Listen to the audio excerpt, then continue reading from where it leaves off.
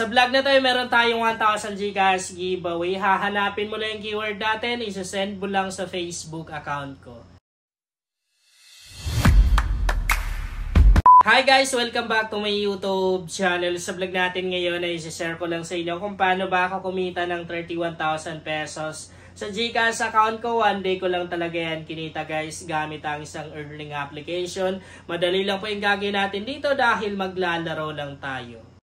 Ito yung unang napili natin ngayong araw guys na downlines na binigyan ng 500 Gcash. Kapag ginamit yung referral ID ko dito sa e-scheme na to, huwag niyong kalimutang i-screenshot katulad yan para mabigyan ko na rin kayo ng 500 Gcash. I-send nyo sa Facebook account ko. Ang lalaroin natin ngayon guys ay itong Dragon versus Tiger na to. Mag-claim muna tayo ng rebates. Ito yung maganda sa application na to guys. Kapag naglaro ka, meron ka pang rebates na makukuha. Ayan, claim lang natin. Pang puhunan na rin yan guys. Ayun, na-claim na natin. Tapos ito, meron tayong 3 rebates, no? Claim natin yan. Okay, so meron tayong 43 na balance. Yan na lang yung gagamitin nating puhunan ngayon. Medyo maingay yung background natin guys dahil malakas yung ulan dito. Start na natin.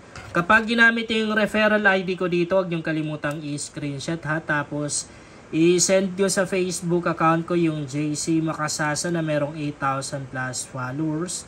Ingat lang kayo sa mga poster account kasi ang daming mga ganyan sa Facebook eh. Ano ba? Hindi tayo makapasok. Siguro mahina yung internet connection, no? Okay. Yan, makakapasok na ata tayo. Hindi nakapasok, no? Anong nangyari? Hindi tayo maka-join sa room na yan. Dito tayo. Or kailangan exit muna natin yung application. Exit ko muna guys. Hindi. Nakapasok na rin tayo. Nakapasok tayo. Excuse me. Nakapasok tayo. So dito kapag maglalaro ka, dapat mag-base ka dito guys. Yan o. Kita naman din natin dito no, na ngayon si Dragon talaga yung madalas lumalabas eh. Pero may part yan guys na babawi yan no, yung Tiger na yan. Siya naman yung madalas lalabas. Ganon. O tingnan nyo. Tiger no, pwede na ba tayo mag-bet? Medyo malaki yung minimum bet dito sa room na napasukan natin eh. Kasi 10 pesos talaga. Maganda mag-Tiger, malakas yung laban natin. Bakit hindi tayo nakabet? Sayang no? Sayang, panalo sana. Ito yung sabi ko sa inyo guys eh. Yan no? Babawi yan si Tiger. Actually maganda pa rin mag-bet kay Tiger eh. Medyo malakas pa rin yung laban natin. 8. Yun lang. So, si Dragon. Pwede tayo mag-Dragon.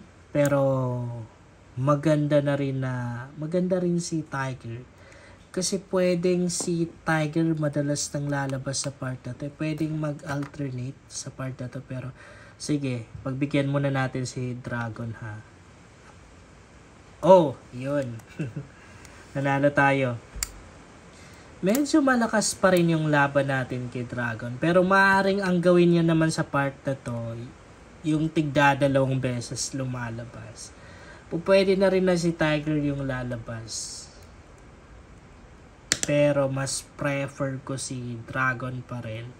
Kasi baka ganito pa rin yung ginagaya niya eh. Yung kanina. Panalo tayo.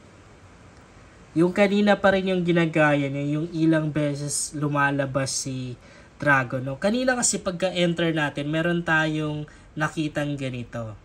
Diba dalawang Tiger? So, pwedeng ganun pa rin. So, kapag ganun pa rin guys, magda-Dragon tayo. Sige, 20 na lang. 20. Talo. Sige. So, medyo malakas yung laban natin kung magta-tiger tayo, no? Pwedeng tiger to. Last 2 seconds lang tayo magbebet, ha? Sige. Kasi every time na lumalabas si tiger, pansinin nyo, 2 beses, no? Talo na. Oh! Nag-tie! Nag-tie. Excuse me.